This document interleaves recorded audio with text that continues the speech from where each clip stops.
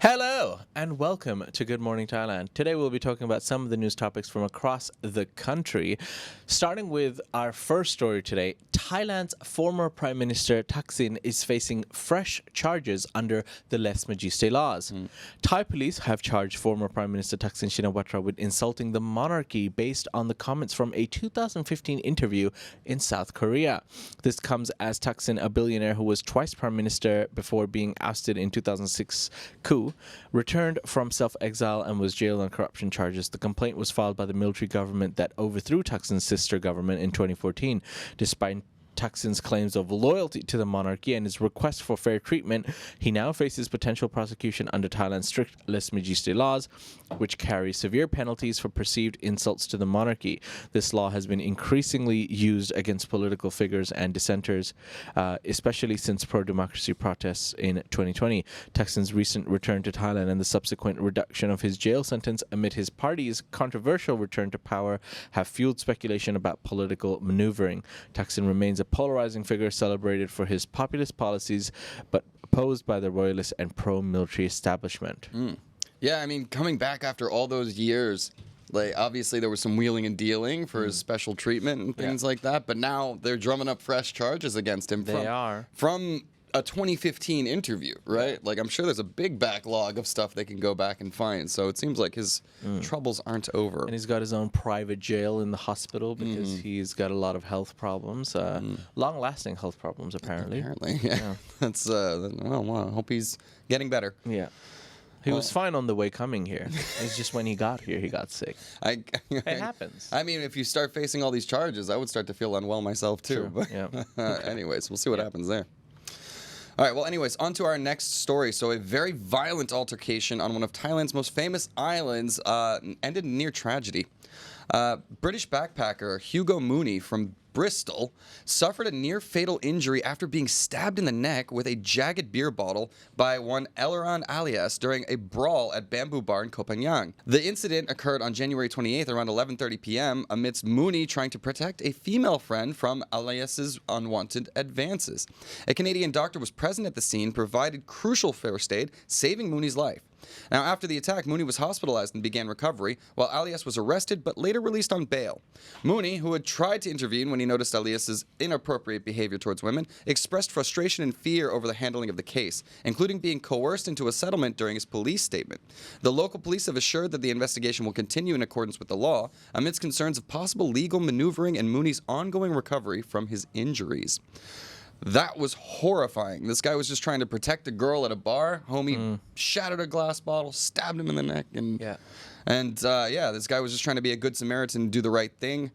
And then the other guy is released on bail. It's like attempted murder. This guy stabbed him in the neck, man. Yeah. Anyways, it seems like a miscarriage of justice so far, but I guess we'll see what happens. Yeah. Well, hopefully he's brought to justice. I don't know what's really going to happen to him. These stories actually happen a lot more than that they're actually reported, especially on like smaller islands like Koh Phangan and you know, and we all know about Koh Tao. I'm not even going to start. Yeah, I'm not going to start over there.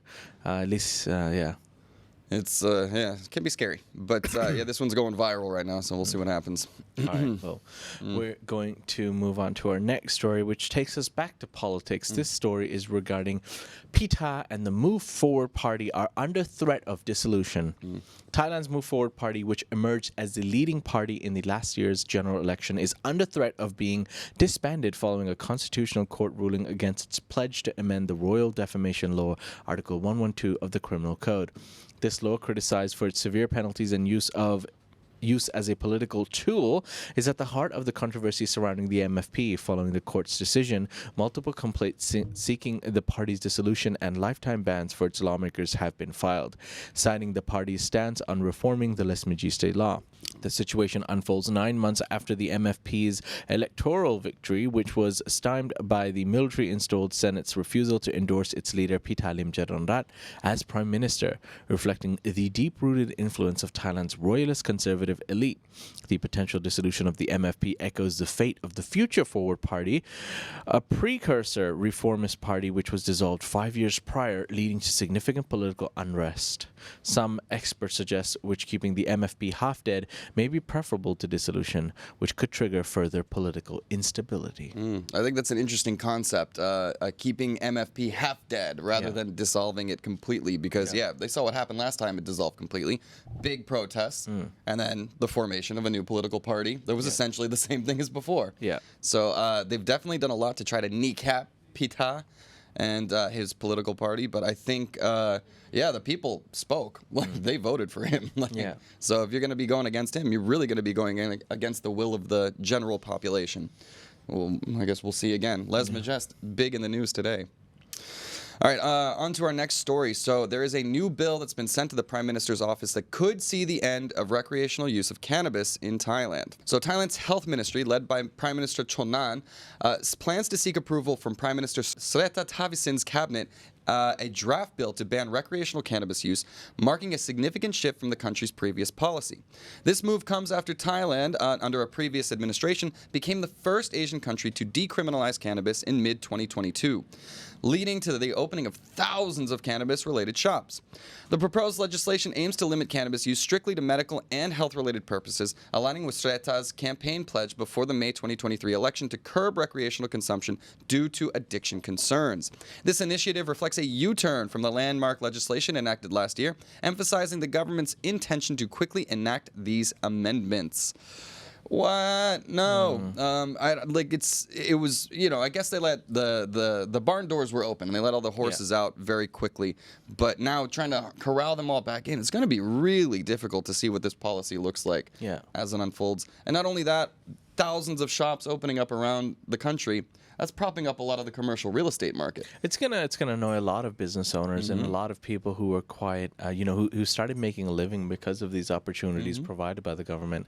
And of course, maybe not the tourists so much, because they come here for a lot more reasons than just cannabis. But it's gonna annoy just a lot of people. For sure. The flip flopping that Thailand is commonly known for. This will just prove that they just. It seems to be like Thailand's general strategy with a lot of these things is to keep things sort of like in this gray area, so that when they want to enforce and drop the hammer down, they have that option to do it.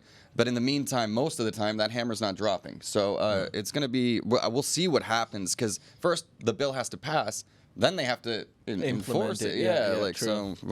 And you can expect backlash. Oh, for sure. Yeah, definitely. Especially amongst, there's so much foreign investment and ties wrapped up in the scene now. So it's a lot of opinions.